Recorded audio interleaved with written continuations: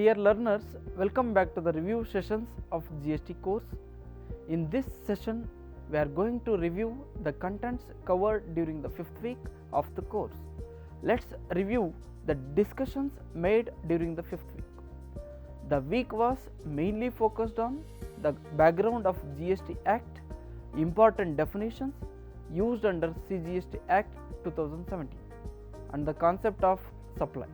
In the first session of the 5th week, we have focused on the background of GST Act 2017 and umbrella of legislations such as CGST Act 2017 for governing the central tax, SGST or UTGST Act 2017 for governing the state or UT's tax, and IGST Act 2017 for governing the tax to be imposed on interstate supply of goods or services, or both. And we looked at some of the definitions used in the Act, such as address of delivery, agent, aggregate turnover, agriculturist, assessment, business, business vertical, capital goods, consideration, etc.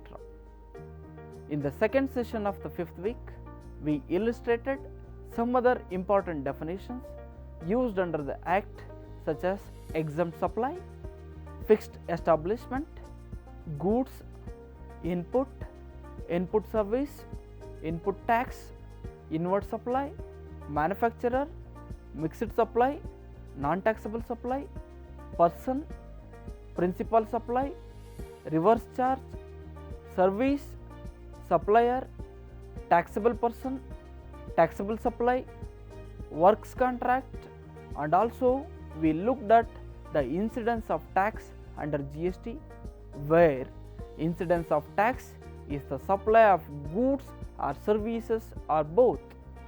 We also took the bird eye view on the concept of supply. In the third session of the 5th week, we have taken the overview on scope of supply through analyzing transactions or events which are treated as supply, such as sale, transfer, barter, exchange, license, rental, lease and disposal. We also looked at the provisions of section 7 of CGST Act 2017, which is pertaining to the concept of supply.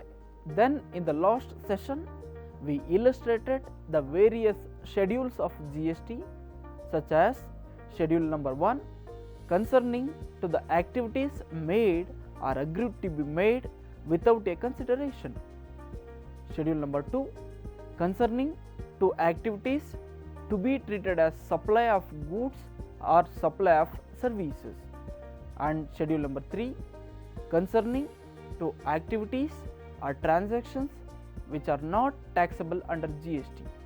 This enabled us in classifying the supplies which are taxable or not.